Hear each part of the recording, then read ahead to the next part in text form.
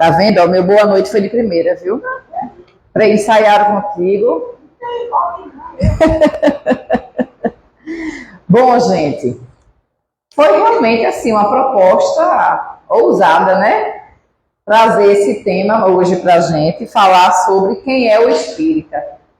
Porque na realidade existe uma confusão danada que se espalha por aí entre espiritismo e a crença, algumas crenças religiosas que são espiritualistas.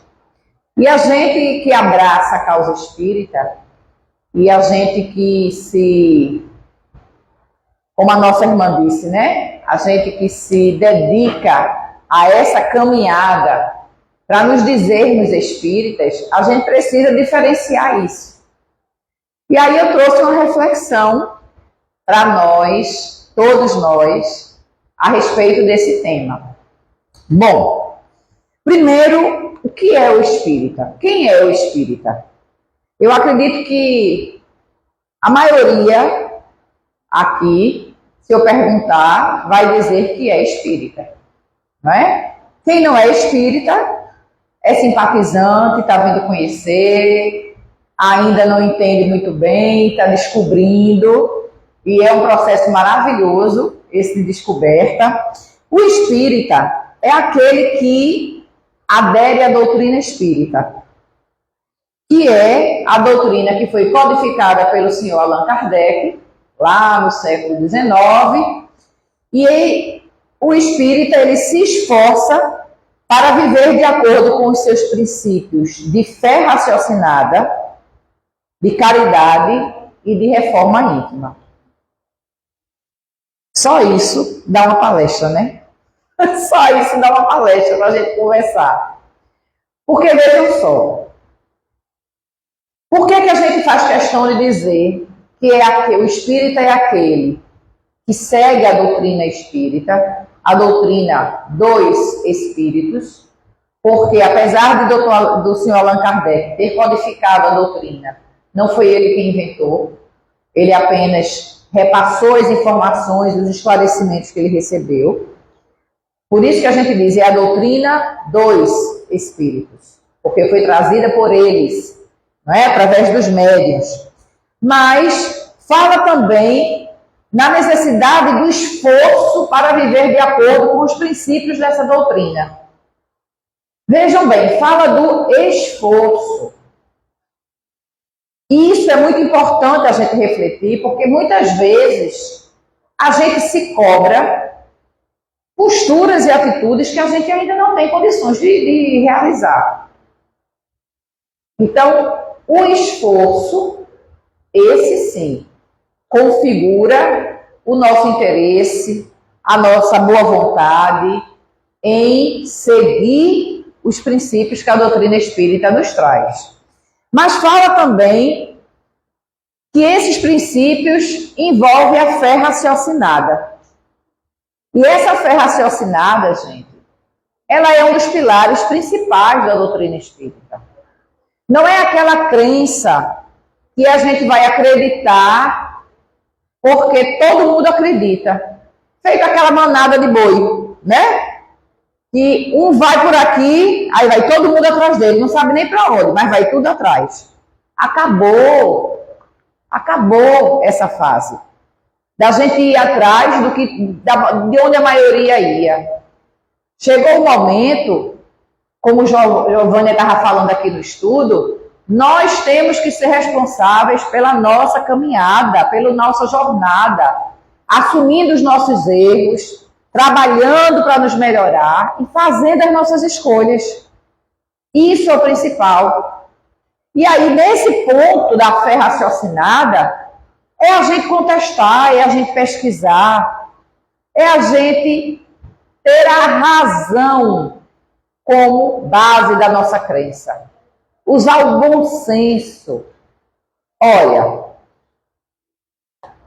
é lógico a gente acreditar com todo respeito a outras vertentes religiosas.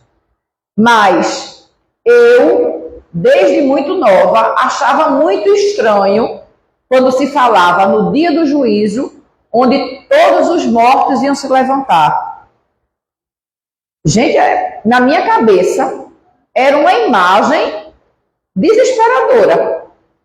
Porque a gente sabe que o corpo físico, ele se decompõe. Aí na minha cabeça eu imaginava aqueles pedaços de gente, né? Andando, se levantando para ir atrás de prestar contas de suas atitudes. E muita coisa, isso eu falo constantemente, porque foi vivência minha. Eu não nasci em berço espírita. Eu me tornei espírita através do casamento. Eu fui educada na Igreja Católica, estudei em escola de freira, e para garantir a carona do meu pai de manhã cedo, que ele saía muito cedo para trabalhar, eu chegava no colégio e pegava o colégio fechado. Só estava aberta a igreja. E aí eu era obrigada a entrar na igreja para não ficar no meio da rua. Eu entrava na igreja, me sentava, todos os dias assistia a missa. Aí o povo dizia assim, é uma papa missa do nada. Era papa carona.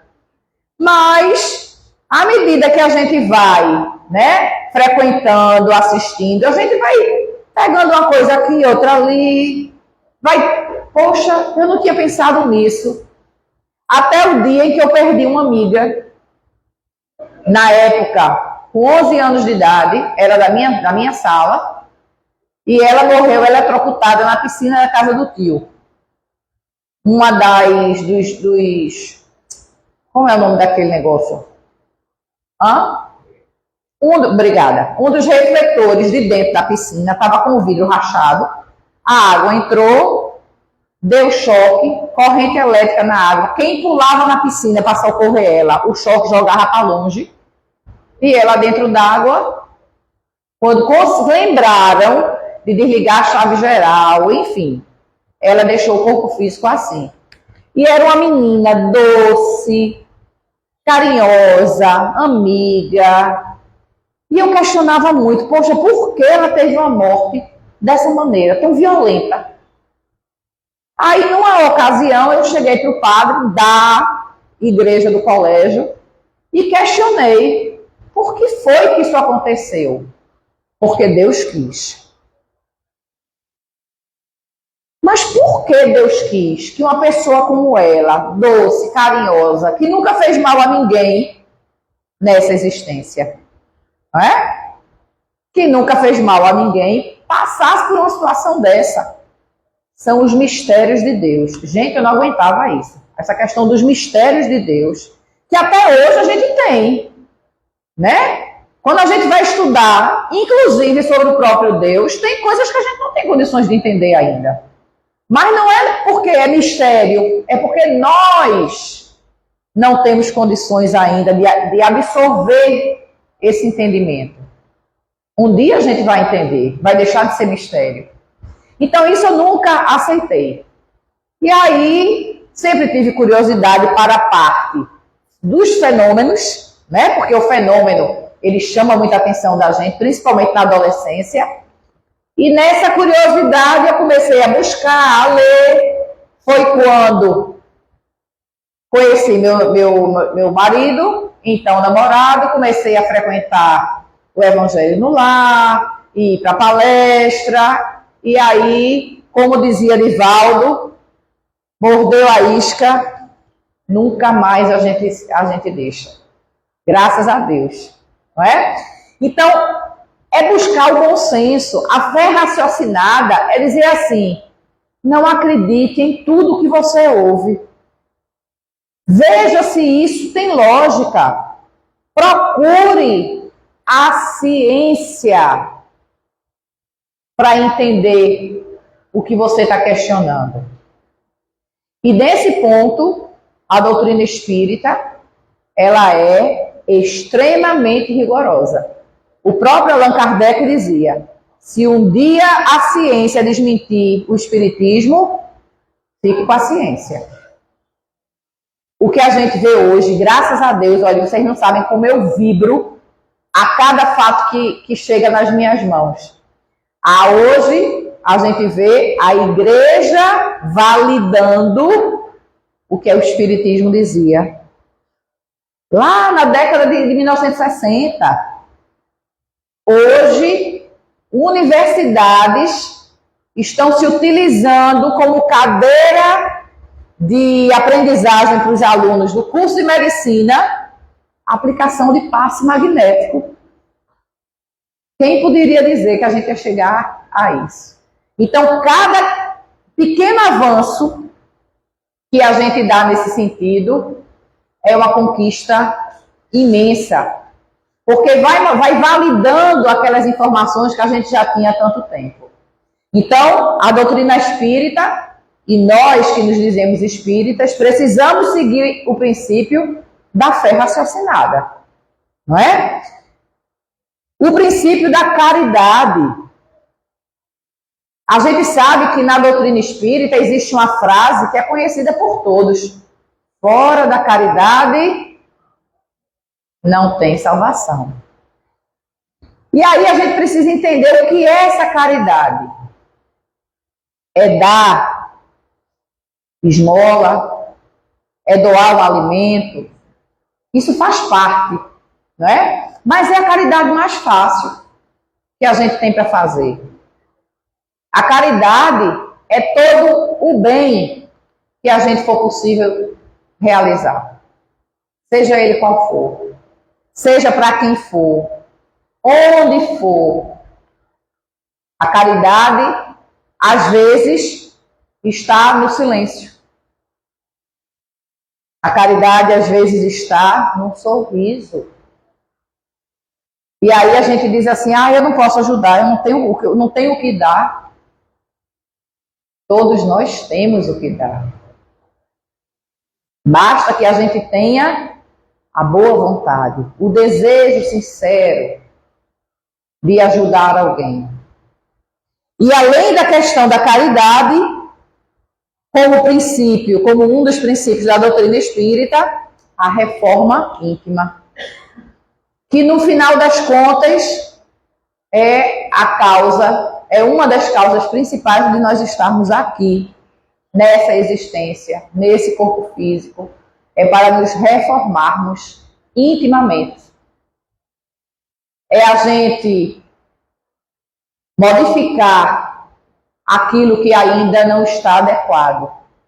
Giovânia falou aqui no estudo do ESD, né, que não adianta nada você fazer todo um tratamento médico se você não muda os seus hábitos. Ora, uma pessoa descobre que tem diabetes, vai para o médico passa aqueles exames, medicamento, olha, precisa fazer isso, aquele monte de orientação. Aí você volta para casa, não faz nada das orientações médicas e quer ficar bom. Não fica. Se a gente não mudar de atitude, a gente não fica bom. Agora, a reforma íntima, ela passa por alguns itens importantes. Para que eu me reforme, para que eu me modifique, antes de qualquer coisa eu preciso me conhecer. Porque eu só vou mudar aquilo que eu sei que precisa ser mudado. E eu só vou saber o que precisa ser mudado quando eu me dispuser a olhar para mim mesma sem justificativas, sem desculpa, sem máscara, sem maquiagem, sem disfarce nenhum.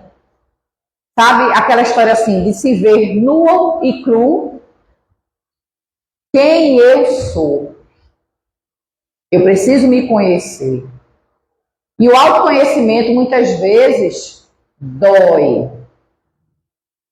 Porque a gente encontra na gente traços de uma personalidade que a gente condena no outro. E talvez seja essa a razão que a gente evite tanto olhar para a gente mesmo. Porque é fácil a gente ver nos outros. Mas reconhecer na gente não é fácil. Porque se a gente reconhece na gente, a gente vai dizer assim: qual é a moral que eu tenho de cobrar, de apontar para o outro o comportamento se eu tenho a mesma coisa, se eu tenho o mesmo sentimento? Então eu preciso, ao me conhecer, eu preciso me aceitar, exatamente como eu estou. Mas essa aceitação, e aí a gente vai ver que a doutrina espírita, ela é assim, uma mãe em relação a isso, porque essa aceitação vai aparecer do esclarecimento, do conhecimento que a doutrina nos traz, de entender a nossa condição de espírito, ainda imperfeito, mas em processo de aprendizagem. Se eu estou aprendendo, eu ainda posso errar, não posso? Se eu estou aprendendo a fazer divisão em matemática, eu posso, eventualmente, errar uma conta, porque eu ainda estou aprendendo a dividir, eu ainda não domino totalmente. Então, quando a gente entende isso, a gente começa a ser menos duro conosco mesmos. A gente diz assim: eu estou imperfeito, poxa, eu errei de novo nisso, mas eu estou aprendendo, então da próxima vez eu vou prestar mais atenção para não errar de novo. O importante, e aí é quando a gente entende um pouquinho essa questão do ser espírita, que além da responsabilidade da gente aumentar, a dificuldade é grande, justamente por isso. Porque quando a gente diz assim, eu sou espírita, eu tenho que me envolver, que me deixar ser absorvido por esses princípios, exercitar a prática desses princípios, aí eu não posso me permitir cair na acomodação. E esse é o nosso grande problema. Quando a gente diz assim, olha, você tem que se perdoar porque você ainda está em processo de aprendizagem. Mas esse se perdoar é aquele se perdoar assim, eu reconheço, mas eu vou fazer melhor da próxima vez. Eu vou me esforçar mais da próxima vez. Eu posso até errar de novo, mas eu estou verdadeiramente me esforçando. É diferente daquele que diz assim, eu tenho a eternidade todinha para aprender, por que eu vou me esforçar agora? Eu vou, se errar, errei. Tem diferença aí, não tem? Então a gente precisa se autoconhecer e a gente precisa se autoaceitar. Quando a gente se entende, esse espírito imortal, em processo evolutivo, mas ainda imperfeito, fica fácil da gente aceitar alguns deslizes da gente. Poxa, naquele momento eu achava que aquilo não estava errado. Todo mundo fazia, eu via todo mundo fazer, aí eu nem pensei, nem usei o meu raciocínio, eu simplesmente fui atrás. Ou então eu quis fazer aquilo, era o melhor que eu podia fazer naquele momento. E aí quando eu começo a entender e a aceitar, o auto-perdão ele vem naturalmente. E aí eu vou começar a não me cobrar tanto de maneira doentia, porque o importante, Joana de Ângeles, ela é maravilhosa nisso, o importante é que a gente tenha sempre um equilíbrio. Eu tenho que me cobrar para eu não me acomodar, mas eu não posso me cobrar ao ponto de achar que eu não tenho um jeito. Que eu sou um caso perdido, porque eu não sou. Se eu fosse um caso perdido, se eu não tivesse jeito, Deus teria me dado a liberdade de escolher, sabendo que eu ia errar todas as vezes, sendo Ele perfeito? Claro que não. Deus confia na gente porque Deus sabe a nossa capacidade. A gente é que não quer reconhecer a nossa capacidade. Então, quando a gente fala em reforma íntima, nós estamos falando em transformação moral. E a transformação moral, ela só pode acontecer se eu me conheço, se eu me aceito e se eu me perdoo. Aí, quando eu passo por esses 3 processos, eu digo, agora eu estou pronta para correr atrás do lucro. Porque do prejuízo ninguém deve correr, não. O prejuízo já foi. Eu tenho que correr atrás do lucro. Então, mais ou menos, a gente está no primeiro parágrafo da história, vê só. Só que para a gente entender essa doutrina, eu trouxe um pouquinho de reflexão do que é o Espiritismo. O Espiritismo, ele busca entender a natureza do Espírito, que somos todos nós, uns no corpo físico, outros fora dele, mas somos todos espíritos. Eu me lembro, toda vez que eu falo isso, eu lembro de um amigo, também palestrante espírita, que ele disse que uma vez chegou uma pessoa junto dele e disse: eu queria muito ver um espírito. Você quer? Quero. Você quer que eu lhe ajude? Você pode me ajudar? Posso. Quer? Quero. Mas e se eu tiver medo? Vai ter medo não. Tu vai ver como é simples. Aí pegou a pessoa, levou num lugar, botou de frente para o espelho e disse: agora se olhe para frente. Aí olhou e disse: mas eu só estou me vendo. Ele disse: pois é, você é um espírito. Você só está no corpo físico. E aí a gente fica com medo, porque falamos de espírito, então a gente tem medo da gente mesmo, né? Então, fala da natureza do espírito, fala da reencarnação, que é uma das coisas maravilhosas da doutrina espírita, a lei da reencarnação, que está envolvida com a lei de justiça, né? A nossa oportunidade de voltarmos ao corpo físico tantas vezes forem necessárias para recomeçar. Isso é muito amor de Deus, viu, gente? Por a gente. E às vezes basta uma dificuldadezinha de nada, a gente diz assim: ai, Deus não me ama. Como a gente é ingrato tantas vezes.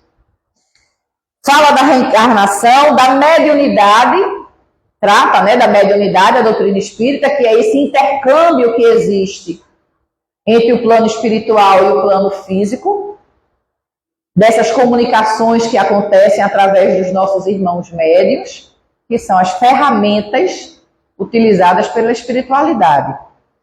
Trata também da evolução moral do ser, que é exatamente o fato da gente, a cada reencarnação, a gente progredir, nem que seja um tantinho assim. Nós temos a obrigação de sair daqui melhor do que chegamos. É o mínimo, um pouquinho, mas a gente tem que progredir.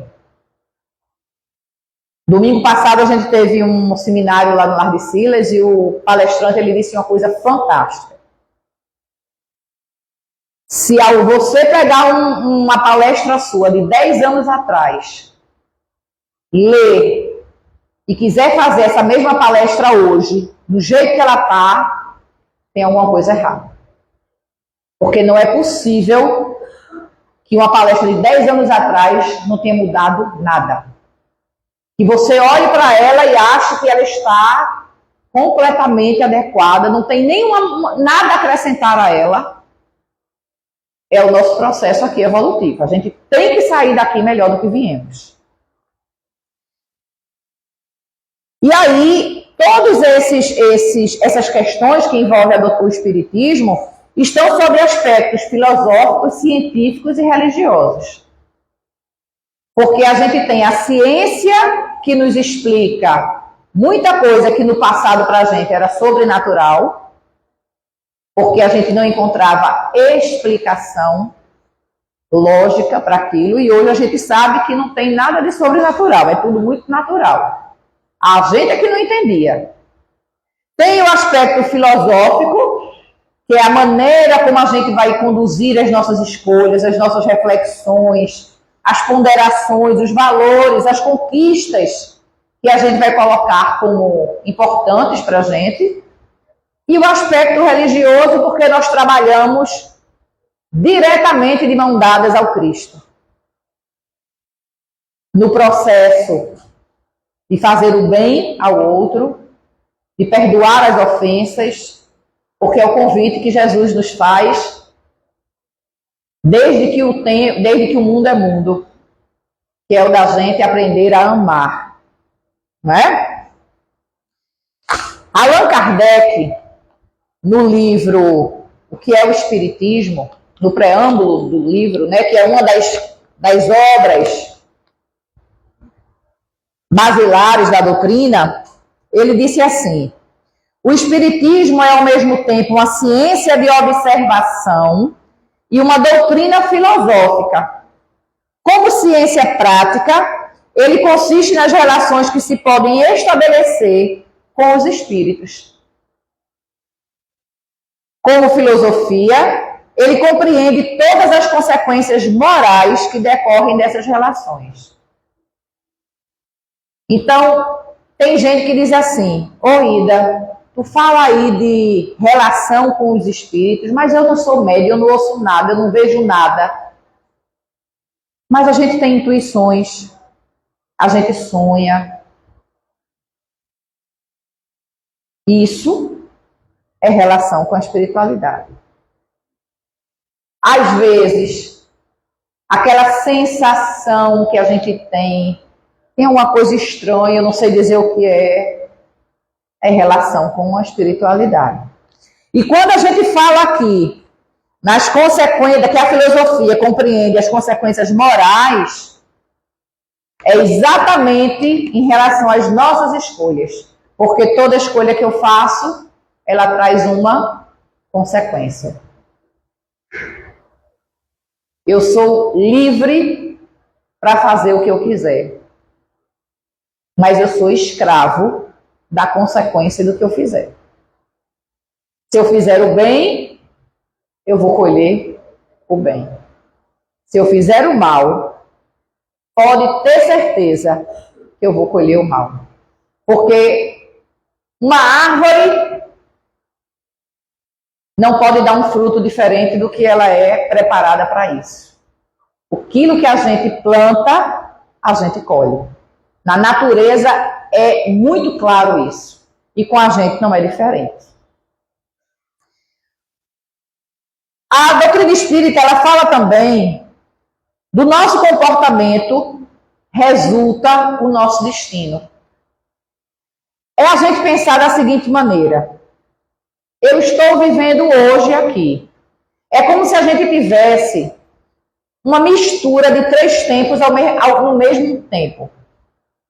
Eu estou vivendo o hoje, mas ao mesmo tempo que eu estou vivendo hoje, eu estou reparando o meu passado, eu estou tendo a oportunidade de me reconciliar, de fazer o bem, de ajudar alguém que eu prejudiquei no passado, sem saber, graças a Deus, né? Porque o esquecimento do passado ajuda muito a gente nisso. E ao mesmo tempo que eu estou reparando o passado, vivendo hoje, eu estou construindo o meu futuro. Se eu não estou feliz com a qualidade da vida que eu estou tendo hoje, trabalhe. Porque se você não fizer o bem agora, o amanhã não vai ser diferente do hoje, não. Eu preciso fazer a minha parte. Lamentavelmente, a gente vem de uma educação muito equivocada, de que a gente sempre se utilizou desse intercâmbio com o alto, da oração, para pedir. Resolve aí minha bronca, eu vou cruzar os braços e vou esperar, porque Deus não me ama, Ele vai resolver as coisas para mim. Mas aí a gente tem que lembrar Jesus. O que foi que Jesus disse a gente? Toma a tua cruz e me segue. Pega a tua dificuldade, pega o desafio que tem diante de você. Usa o meu exemplo, ouve as orientações que eu dou e tu vai conseguir superar. Jesus podia tranquilamente ter chegado para a gente e dito assim: pega a tua cruz e coloca aqui, ó, no meu ombro. Porque ele, sendo o Cristo, ele poderia carregar todas as cruzes do mundo. Mas o que é que a gente ia aprender com isso? É a mesma coisa de meu filho chegar da escola e eu fazer a tarefa por ele. Vai chegar no colégio no outro dia, o professor vai dizer: meu Deus, tudo certo, não tem um erro. Mas não foi ele quem fez. Quando chegar na prova, anota lá embaixo. Aí o professor vai dizer: como é que pode?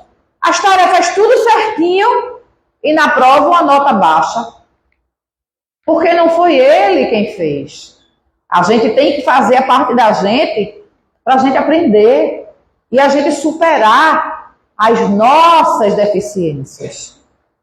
Porque na realidade, o nosso compromisso aqui é conosco mesmo. A minha luta não é contra nenhum de vocês, é contra mim mesma.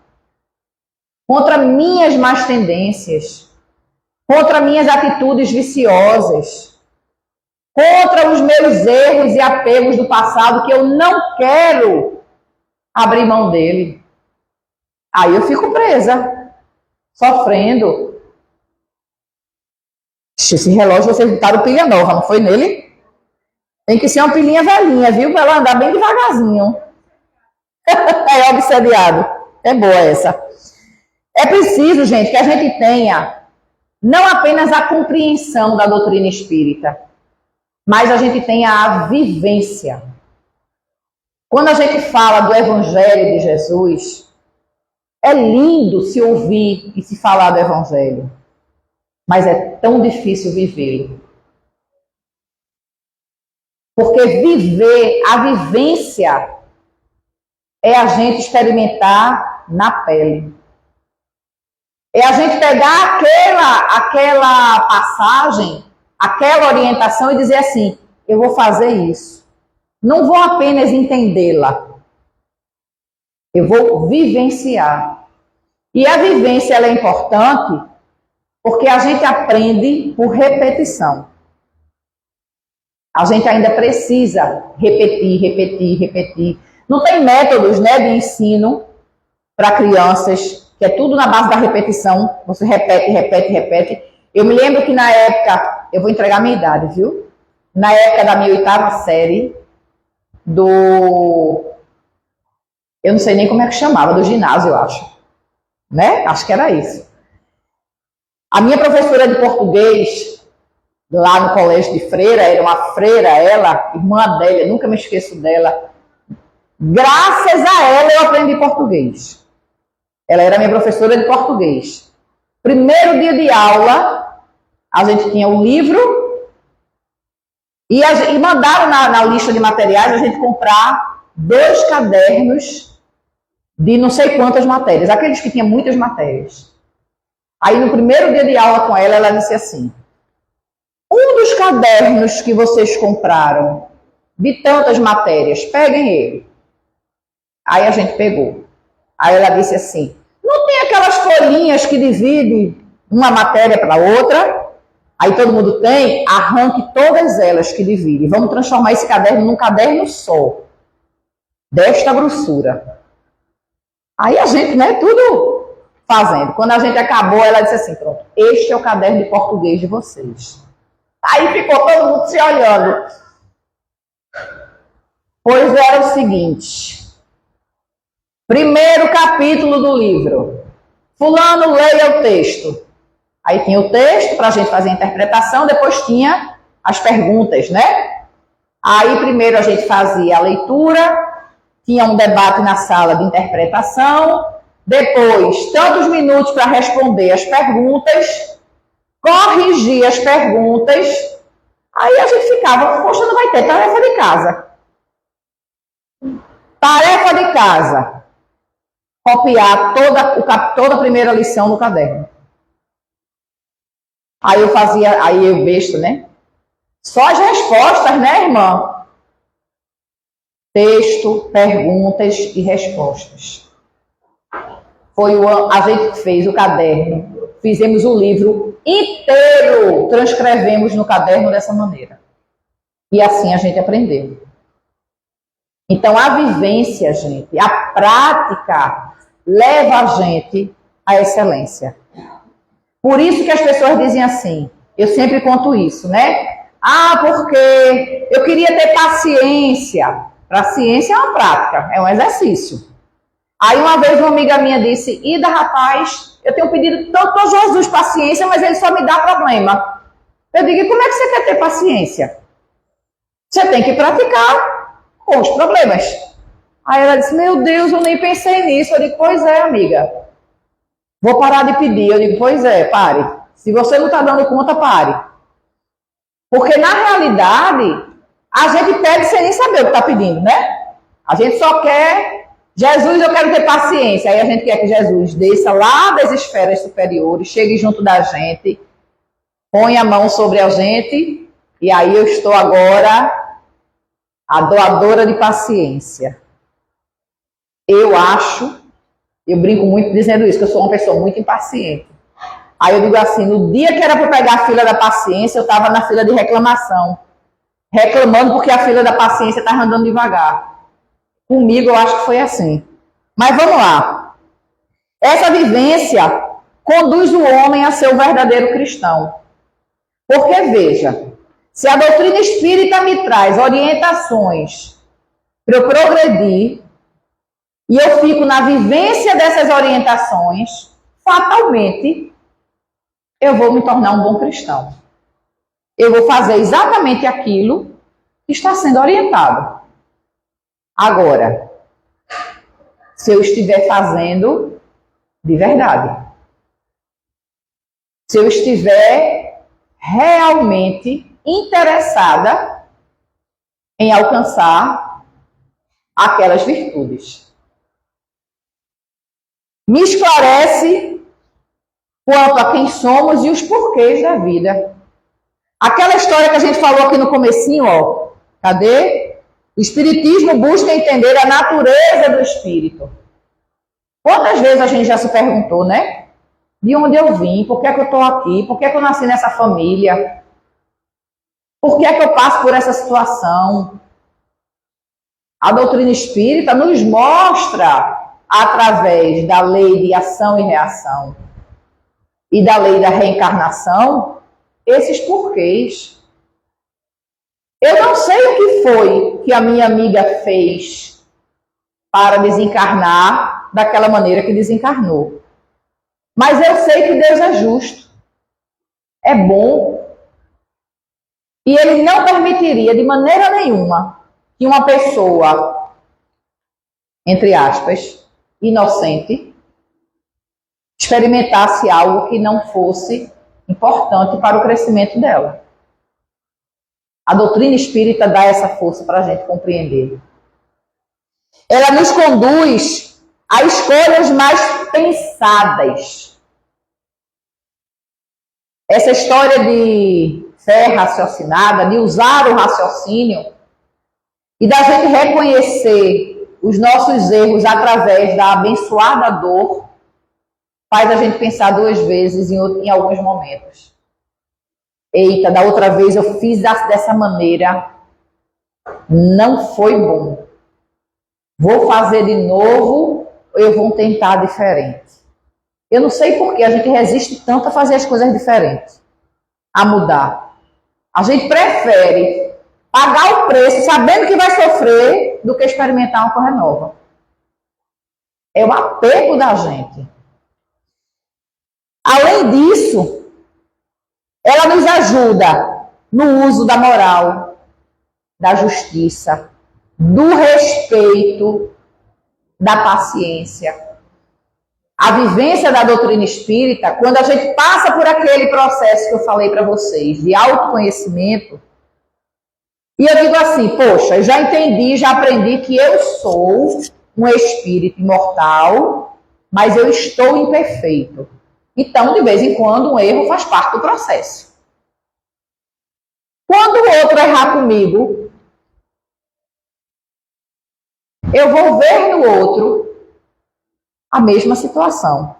Do mesmo jeito que eu estou imperfeito e que num deslize eu quero que me entendam e me perdoem, eu tenho a obrigação moral de entender o outro e de perdoar o outro. E isso vai ajudando a gente a se melhorar na repetição dessas experiências.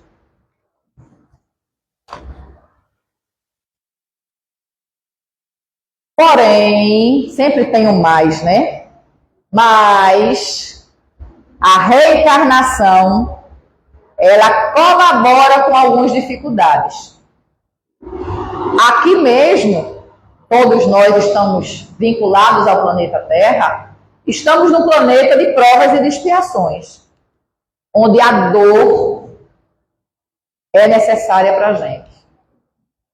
Nós somos envolvidos e estamos numa massa, numa matéria extremamente pesada, densa. Isso dificulta para a gente. Às vezes a gente quer correr um pouquinho, mas falta fôlego, né? É a matéria, é a atmosfera do planeta onde a gente vive. Então, nessas dificuldades, a gente tem o apego e o materialismo. Eu me apego às coisas, eu me iludo com o que o materialismo me oferece, esquecendo do que é realmente importante, e aí começo a correr atrás, começo a dispensar toda a minha energia para as conquistas materiais, para acumular bens. E depois estou desesperado, porque estou chegando no final da minha jornada, quando eu atinjo determinada faixa, né, de idade, estou consciente de que a minha jornada está chegando ao fim e eu não usufruí nem um terço daquilo que eu acumulei. Porque eu perdi tempo demais acumulando. E aí eu vou me dar conta de que a minha bagagem de volta para casa, ela está vazia. Porque eu me iludi com outras coisas mais importantes. Então, o apego no materialismo, o egoísmo e o imediatismo da gente. A gente é muito imediatista, a gente quer tudo para agora, ou quando não é para ontem, né? A gente não sabe esperar. E muitas vezes tem gente que diz assim, mas Ira, eu orei tanto, eu fiz tudo certinho, eu já pedi tanto a Deus, mas eu não consigo alcançar aquilo. É porque o momento ainda não chegou. Tenha paciência. Às vezes o que ele precisa, o que ele quer é justamente acalmar, diminuir o ritmo da gente. Praticarmos a paciência, não é? Nós somos acomodados. Nós temos falta de vontade para se esforçar. Sabe aquela história assim, mãe, estou com fome. Vem pegar aqui. Tô, mas não. Porque a gente quer, ó, na boquinha. A gente quer ser servido. E nós estamos aqui para servir. É justamente o contrário. Nós não queremos nos esforçar. O orgulho, muitas vezes, não permite que a gente enxergue as nossas imperfeições. E, consequentemente, a gente não trabalha essas imperfeições. Porque se eu não paro para olhar, porque o meu orgulho não deixa, não admite que eu não seja perfeito, eu não vou melhorar nunca. Uma coisa é diretamente ligada à outra. E outra coisa que dificulta é o nosso mau entendimento do livre-arbítrio. Muita gente diz assim, eu não tenho direito de escolher, eu faço da minha vida o que eu quero. Faz não. Porque até o nosso livre-arbítrio, ele é controlado. Porque ele pode até, a gente pode até dizer assim, ó, eu cansei de me esforçar. Não quero mais progredir. Eu não tenho uma eternidade todinha para resolver, pois nessa eu não faço mais nada. Aí eu paro, cruzo os braços e a vida vai respeitar. Por um tempo. Se ela perceber que eu me acomodei de uma maneira tal que eu não vou fazer realmente nada, aí ela vai começar, ó, catuca daqui, catuca dali, balança o tapete embaixo para a gente desequilibrar, pega a vida da gente, vira de cabeça para baixo, que é para obrigar a gente a voltar a se movimentar. Porque a gente não veio para cá para ficar parado. Quem veio para cá achando que a Terra é uma colônia de férias, está enganado. Aqui a gente tem muito que aprender, muito que trabalhar, muito que se esforçar. Né? Aquela ideia de um céu. Eu vou ser bem bonzinho porque eu vou chegar no céu, deitar numa nuvenzinha bem fofinha e botar um anjinho tocando arpa junto de mim. Deus me livre.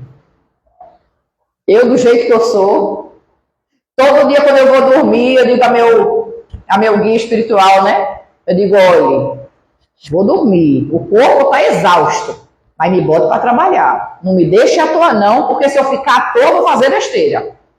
Me bota para trabalhar, me bota para limpar chão de umbral, agora do meu lado, viu? Fique comigo, me oriente, me ajude, mas me faça trabalhar. Aí tem dia que eu acordo e digo ao meu marido, rapaz, a noite de hoje... Aí ele, tu não pediu, tu não pede todo dia para trabalhar? Eu digo, graças a Deus. Aí tem uma trabalhadora lá da nossa casa que ela disse, menina, sonhei hoje, tu estava virada no lar de Silas, limpando, recebendo gente, conversando. Graças a Deus, eu estava trabalhando aqui. Eu estava perdida, né, por aí. Eu queria compartilhar com vocês, deixa eu ver o tempo, um pequeno trecho, uma mensagem, na realidade, do livro Caminho Espírita, que foi um livro psicografado por Chico Xavier, ditado por diversos espíritos. Essa mensagem é do espírito Albino Teixeira, que é um grande conhecido de todos nós. E o título dessa mensagem tem tudo a ver com o nosso tema de hoje.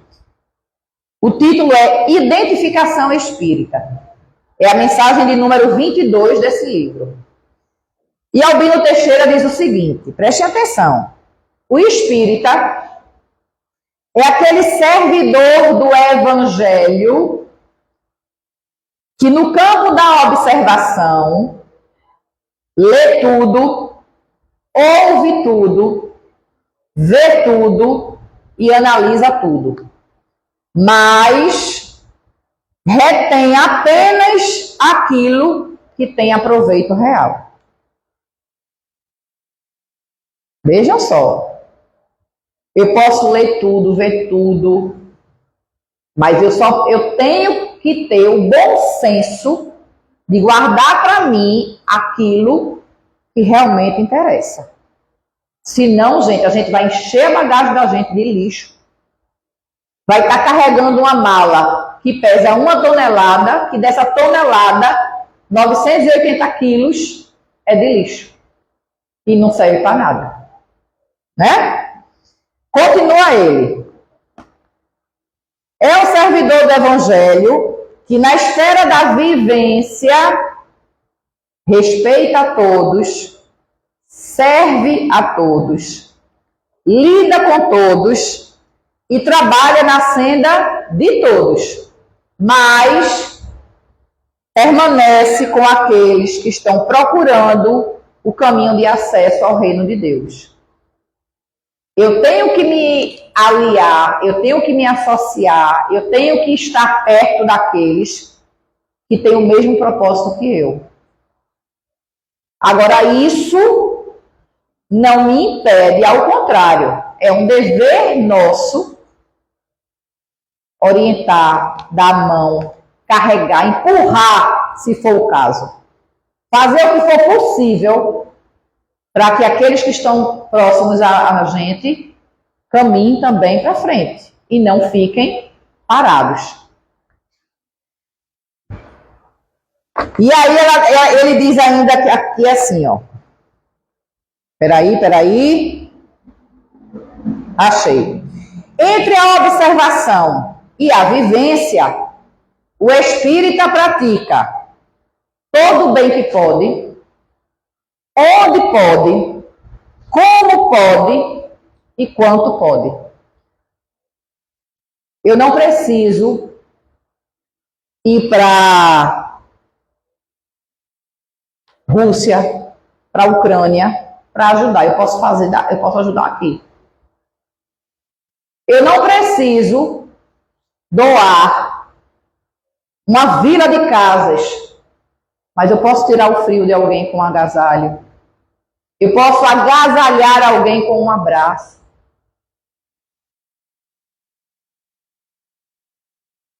E eu não preciso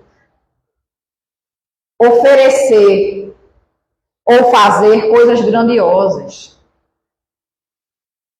Coisas pequenas do nosso dia a dia, com aqueles que convivem com a gente, porque vejam, amai o vosso próximo como a si mesmo. Aí a gente pergunta, vai logo para o próximo da rua. Dentro da casa da gente tem tanto próximo da gente precisando exatamente disso. E a gente nega para o próximo mais próximo porque é mais interessante fazer na rua. Sabe por quê? Porque na rua o povo vai ver o que a gente faz. Dentro de casa ninguém vê. E a gente ainda se sente injustiçado, porque, poxa, eu faço e ninguém reconhece. Mas a caridade verdadeira é essa, não tem reconhecimento. É o amor feito de boa vontade, né? E aí ele termina dizendo assim, em suma, é possível identificar o espírita como companheiro de Jesus Cristo na experiência humana, que nem sempre faz aquilo que quer, mas faz constantemente aquilo que deve. E isso, esse final da mensagem de Albino Teixeira, gente, é muito importante refletirmos sobre ele, porque às vezes a gente pede orientação, pede ajuda, e a gente diz assim, eu não recebi nenhuma resposta. Porque eu estou esperando a resposta diante do que eu quero. Mas a resposta vai chegar para mim mediante o que eu preciso. É igual aquela história do cara que estava se afogando. Deus vai me salvar. Aí chega o bombeiro, chega o vizinho, chega um helicóptero da polícia e ele, não, estou esperando Deus. Morre afogado. Chega lá, encontra com Deus, mas Deus, eu esperei tanto por você. Ele disse, meu amigo, eu mandei bombeiro, helicóptero, vizinho, até um toco de árvore para você se agarrar nele, e você não quis. A gente quer do jeito da gente, mas não é do jeito que a gente quer. É como precisa ser. Então é muito importante, gente, a gente entender, e Giovânia estava falando uma coisa no estudo muito importante sobre a questão do centro espírita.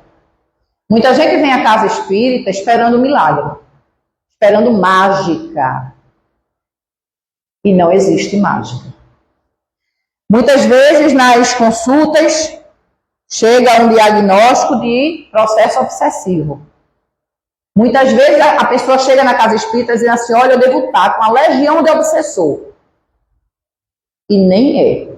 São somente as nossos maus pensamentos, nossos hábitos equivocados. Né? Muitas vezes não tem nem fator espiritual. Às vezes tem. Aí você vem para a casa espírita, aquele irmão que está nos acompanhando, ele é orientado, ele é doutrinado, ele segue adiante, é socorrido, mas se eu não mudo o meu comportamento, outro vai vir. A culpa é do centro que não fez um trabalho bem feito. A culpa é minha que não fiz a minha parte. A casa espírita, ela nos orienta. Eu tenho brincado muito ultimamente dizendo assim, a gente diz que a gente nasce sem manual de instrução, né?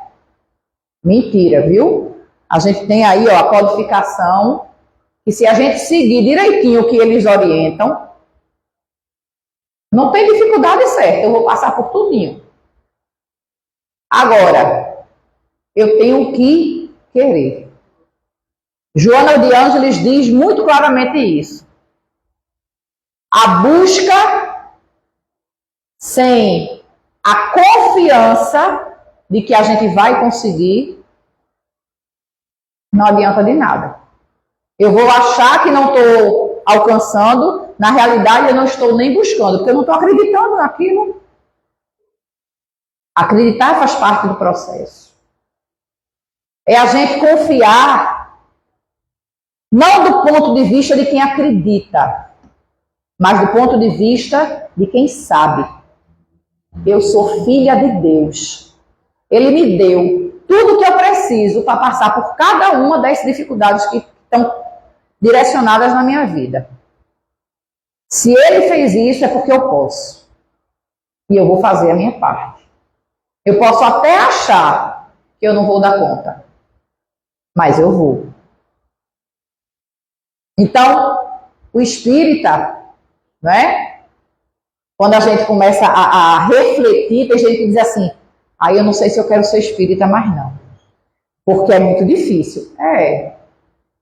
Mas só é difícil por causa dos nossos hábitos antigos. A gente precisa ir aposentando o homem velho que habita em nós, que foi importantíssimo, que nos trouxe até aqui, mas que está ultrapassado. Daqui para frente, eu preciso de novos hábitos. Eu preciso dar lugar a um novo homem para poder, quando eu voltar para casa, eu dizer assim, eu aproveitei. Porque não tenham dúvidas, esta foi a existência que a gente melhor se preparou para estar aqui. E estamos entre 24 bilhões de almas que existem na erreticidade, esperando a oportunidade de estar aqui no corpo físico, nós estamos. E a gente precisa fazer valer essa oportunidade que Deus está dando para a gente. Espero que tenha dado para deixar um bocado de caraminhola na cabeça de vocês, porque a ideia é essa, né? Trazer tudo masticadinho. A gente tem que deixar vocês, poxa vida, foi isso que ela falou, vou refletir mais, vou buscar mais, para vocês não se acomodarem. Desejo muita paz a todos, que Jesus nos abençoe, nos fortaleça e nos ajude nesse nosso processo de busca, de crescimento e de mudança que estamos todos nós destinados a ele. Tá bom? Um beijo em cada coração de vocês.